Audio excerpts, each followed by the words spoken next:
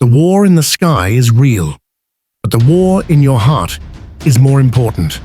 Stop being a victim of the news. Start being a student of the truth. The Bhagavad Gita is not a book of history. It is a book of now.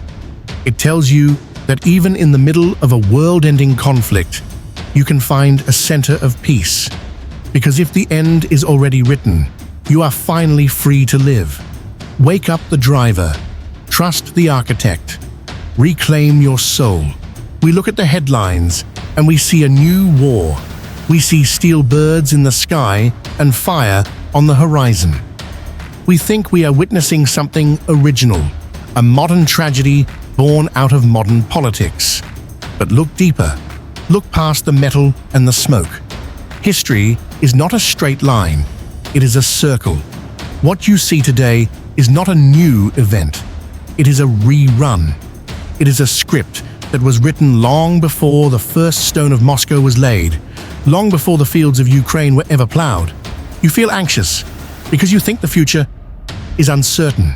You feel afraid because you think the outcome is in human hands. You are watching the flights on your maps, tracking the movements of men, and losing sleep over the what-ifs. But the what-if is an illusion. In the grand architecture of time, the winners have already been crowned. The losers have already fallen. We are simply caught in the slow-motion replay of a cosmic decision. You aren't watching a war, you are watching a timeline. To understand why this war is happening, you have to understand who is actually fighting it. We talk about generals, we talk about presidents, but these are just actors in a play they didn't write. They are like pieces on a chessboard that believe they are moving themselves.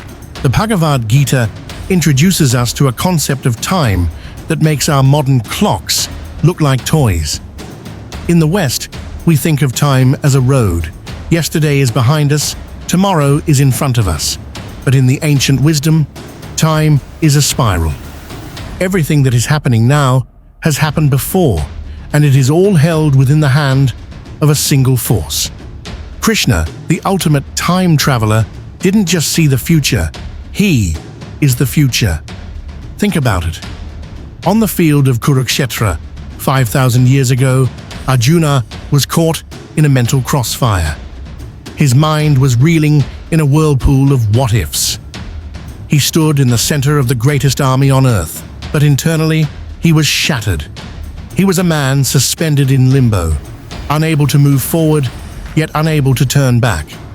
His strength hadn't left him. It had turned against him. He said, "They are already dead." Imagine a commander who knows the score of the game before the whistle even blows. That is Krishna.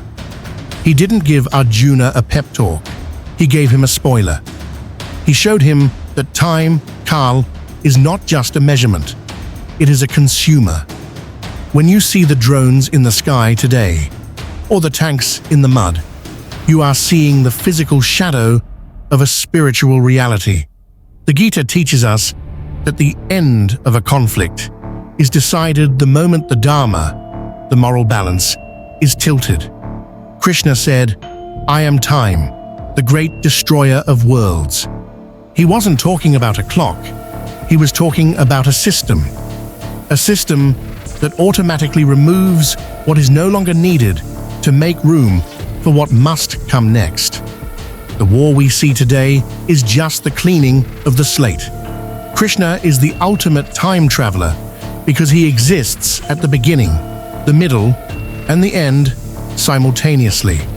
He told Arjuna, "Even if you do not fight, these men will not live." The decision was made in a dimension where time doesn't exist. We are just the audience watching the light hit the screen. So why do we suffer? Why do we cry for the headlines? We suffer because we are attached to the current frame. We are like people in a cinema who are screaming at the screen, trying to save the hero, forgetting that the film is already finished and sitting in a box in the projection room. The Gita challenges you to look at the world with vertical time. Instead of looking at what will happen next week, ask, what is my duty right now? Krishna's message wasn't to ignore the war, it was to fight it without the fever of result.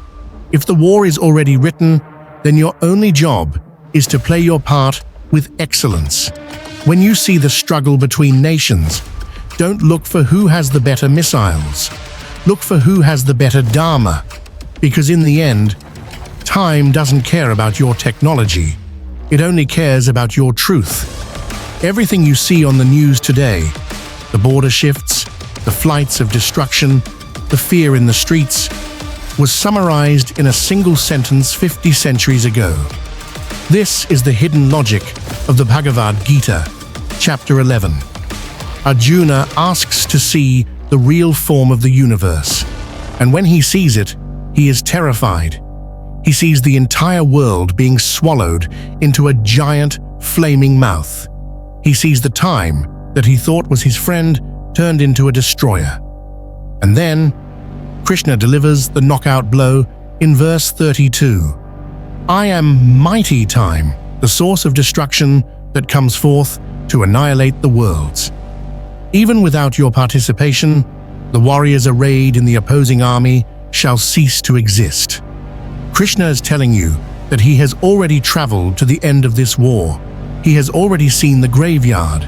He has already seen the peace that follows. He is telling you that the war is an act of time itself. It is a time loop of justice. The war in the sky is real, but the war in your heart is more important. Stop being a victim of the news. Start being a student of the truth. The Bhagavad Gita is not a book of history. It is a book of now. It tells you that even in the middle of a world-ending conflict, you can find a center of peace. Because if the end is already written, you are finally free to live. Wake up the driver. Trust the architect. Reclaim your soul.